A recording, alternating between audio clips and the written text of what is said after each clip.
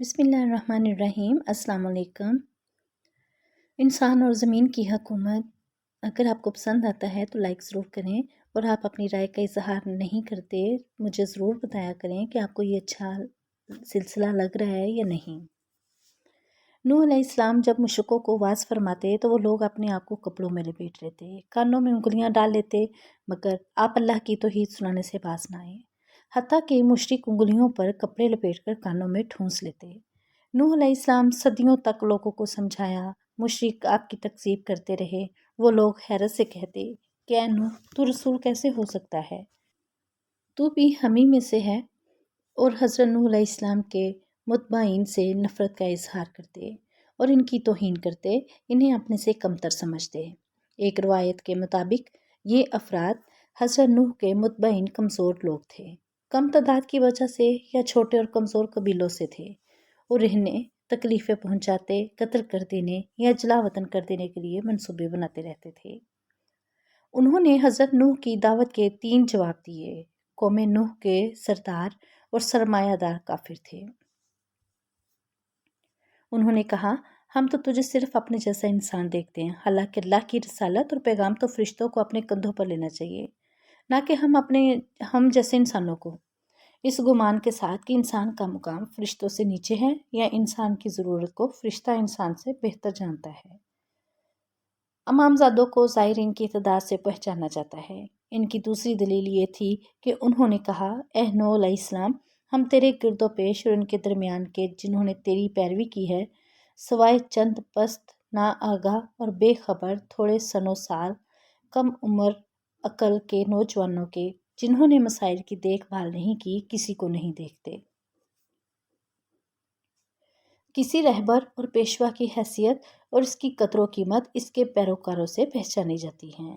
اور اصطلاح کے مطابق صاحب مزار کو اس کے زائرین سے پہچانا جاتا ہے۔ جب ہم تمہارے پیروکاروں کو دیکھتے ہیں تو ہمیں چند ایک بے بذات، گمنام، فقیر اور غریب لوگ ہی نظر آتے ہیں، جن کا سلسلہ روزگار بھی نہایت ہی معمولی ہے۔ تو پھر ایسی صورت میں تم کس طرح امید کر سکتے ہو کہ مشہور و معروف، دولت مند اور نامی گرامی لوگ تمہارے سامنے سر تسلیم خم کر لیں؟ ہم اور یہ لوگ کبھی بھی ایک ساتھ نہیں چل سکتے۔ ہم نہ تو کبھی ایک دسترخوان پر بیٹھے ہیں اور نہ ہی ایک چھت کے نیچے اکٹھے ہوئے ہیں۔ تمہیں ہم سے کیسی غیر معقول توقع ہے؟ یہ ٹھیک ہے کہ وہ اپنی اس بات میں سچے تھے کہ کسی پیشوا کو اس کے پیروکاروں سے پہچانا جاتا ہے، لیکن ان کی سب سے بڑی غلطی یہ تھی کہ انہوں نے شخصیت کے مفہوم اور معیار کو اچھی طرح نہیں پہچانا تھا۔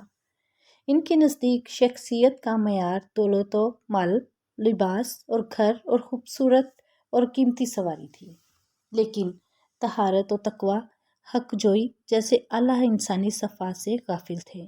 جو غریبوں میں زیادہ اور امیروں میں کم پائی جاتی ہیں۔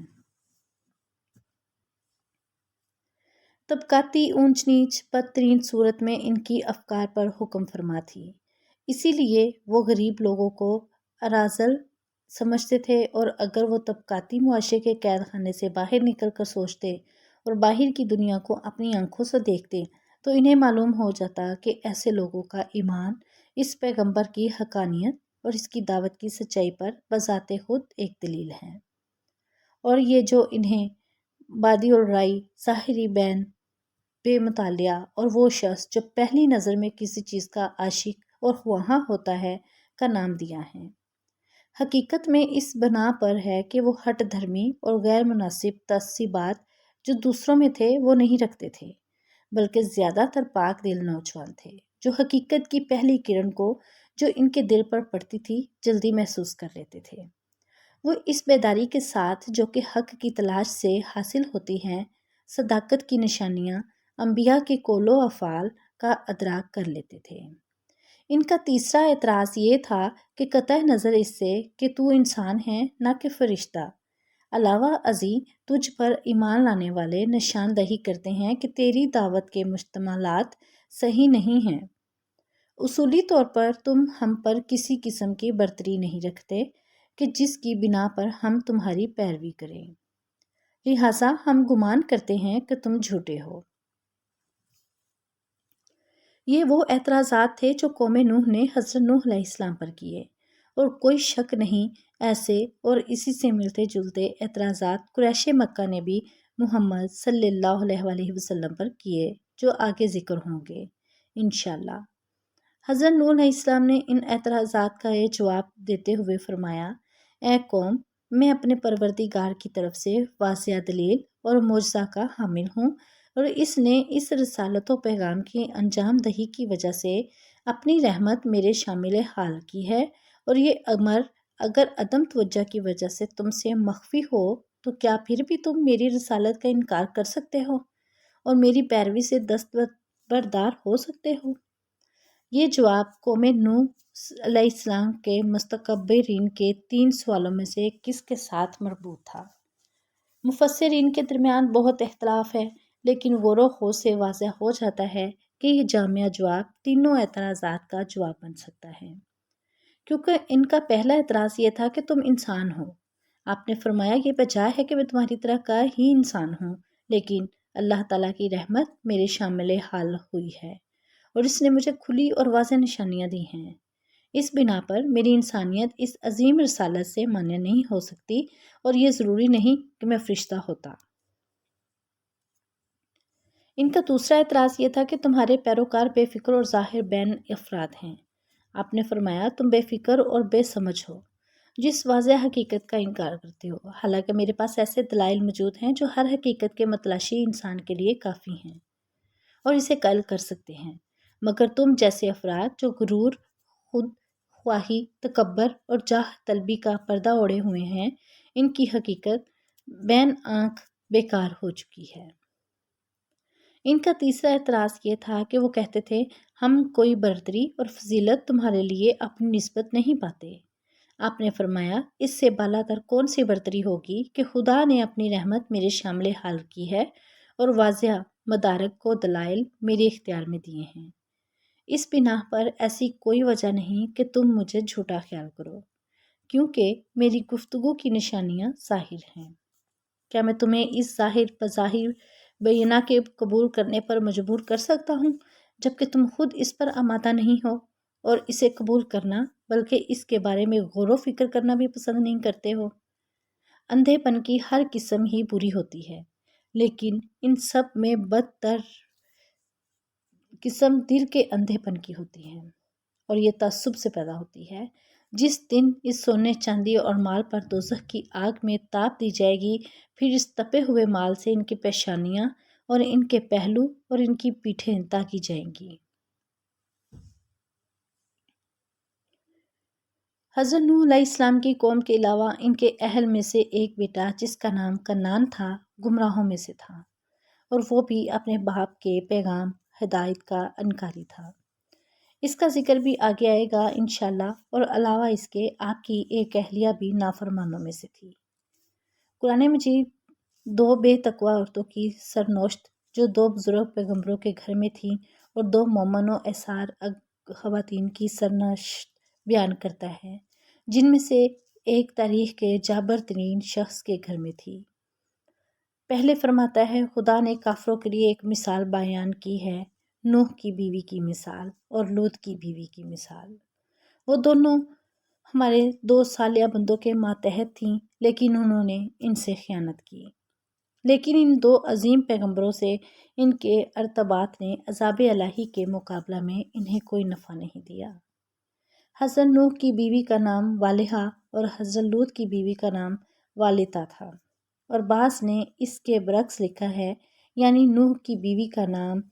والیات اور لوط کی بیوی کا نام والہا یا واہلا کہا ہے۔ بہرحال ان دونوں عورتوں نے ان دونوں عظیم پیغمبروں کے ساتھ خیانت کی، البتہ ان کی خیانت جاہدہ عفت سے انحراف ہرگز نہیں تھی، کیونکہ کسی پیغمبر کی بیوی ہرگز بے عفتی سے آلودہ نہیں ہوتی، جیسا کہ پیغمبر اسلام سے ایک حدیث میں صراحت کے ساتھ بیان ہوا ہے، کسی بھی پیغمبر کی بیوی ہرگز منافی عفت عمل سے آلودہ نہیں ہوئی۔ حضرت لوط کی بیوی کی خیانت یہ تھی کہ وہ اس پیغمبر کے دشمنوں کے ساتھ تعاون کرتی تھی اور ان کے گھر کے راز انہیں بتاتی تھی، اور حضرت نوح کی بیوی بھی ایسی ہی تھی۔ قرآن آخر میں کہتا ہے اور ان سے کہا کیا کہ تم بھی آگ میں داخل ہونے والے لوگوں کے ساتھ آگ میں داخل ہو جاؤ۔ قوم نوح کے بارے میں متعدد روایات میں اور قرآن میں بھی ہے کہ جب حضرت نوح انہیں تبلیغ کرتے تو وہ کانوں میں انگلیاں ٹھونس لیتے اور انگلیوں پر کپڑا لپیٹ کر کان بند کر لیتے کہ آواز نہ آئے، اور پیغمبر کی طرف سے منہ پھیر لیتے کہ ان کے چہرے پر نظر نہ پڑے۔ اور روایات میں ہے کہ وہ ایک دوسرے سے بھی کہتے کہ تم اپنے خداؤں کو ہرگز نہ چھوڑنا اور نہ ہی ود، سوا، یعوق، یغوث اور نصر نامی خداؤں ہی کو چھوڑنا۔ اور یہی عرب کے بت پرستوں کا طریق تھا کہ جب نبی کریم صلی اللہ علیہ وآلہ وسلم انہیں کلمے کی دعوت دیتے تو اپنی آنکھیں اور کان بند کر لیتے اور کہتے کہ ہرگز نہ چھوڑنا اپنے آباء و اجداد کے مذہب کو اور نہ اپنے خداؤں کو، اور نہ چھوڑنا لات و منات، عزا اور غل نامی بڑے خداؤں کو۔ بعض اسلامی تفاسیر میں آیا ہے کہ اس منحرف قوم میں سے بعض لوگ اپنے بیٹوں کے ہاتھ پکڑ کر نوح علیہ السلام کے پاس لے جایا کرتے تھے اور ان سے یہ کہتے تھے اس شخص سے ڈرتے رہنا کہ یہ کہیں یہ تمہیں گمراہ نہ کر دے۔ یہ وہ وصیت ہے جو میرے باپ نے مجھے کی تھی اور اب میں تمہیں وصیت کرتا ہوں تاکہ میں وصیت اور خیر خواہی کا حق ادا کر دوں۔ اب ان لوگوں کی سرکشی اس حد تک بڑھ گئی کہ وہ لوگ باقاعدہ عذاب مانگنے لگے اور یوں گویا ہوئے کہ نوح تم نے یہ سب بحث و تکرار اور مجادلہ کیا ہے، اب بس کرو، تم نے ہم سے بہت باتیں کی ہیں، اب بحث مباحثے کی گنجائش نہیں رہی، اگر سچے ہو تو خدائی عذابوں کے بارے میں جو سخت وعدے تم نے ہم سے کیے ہیں انہیں پورا کر دکھاؤ اور وہ عذاب لے آؤ۔ یہ معائنہ اس طرح سے ہے کہ ایک شخص جو یا کچھ اشخاص کسی مسئلے کے بارے میں ہم سے بات کریں اور ضمناً ہمیں دھمکیاں بھی دیں اور کہیں کہ اب زیادہ باقی بات نہ کرو اور جو کچھ تم کر سکتے ہو کر لو اور دیر نہ کرو، اس طرف اشارہ کرتے ہوئے کہ ہم نہ تو تمہارے دلائل کو کچھ سمجھتے ہیں، نہ تمہاری دھمکیوں سے ڈرتے ہیں، اور نہ اس سے زیادہ ہم تمہاری بات سن سکتے ہیں، یعنی مکمل بیزاری کا مظاہرہ۔ انبیاء الہی کا لطف و محبت اور ان کی وہ گفتگو جو صاف، شفاف اور خوشگوار پانی کی طرح ہوتی ہے، اس طرز عمل کا انتخاب انتہائی ہٹ دھرمی، تعصب اور جہالت کی ترجمانی کرتا ہے۔ قوم نوح علیہ السلام کی اس گفتگو سے ضمناً یہ بھی اچھی طرح سے واضح ہوتا ہے کہ آپ نے ان کی ہدایت کے لیے بہت طویل مدت تک کوشش کی اور انہیں ارشاد و ہدایت کے لیے آپ نے ہر موقع سے استفادہ کیا۔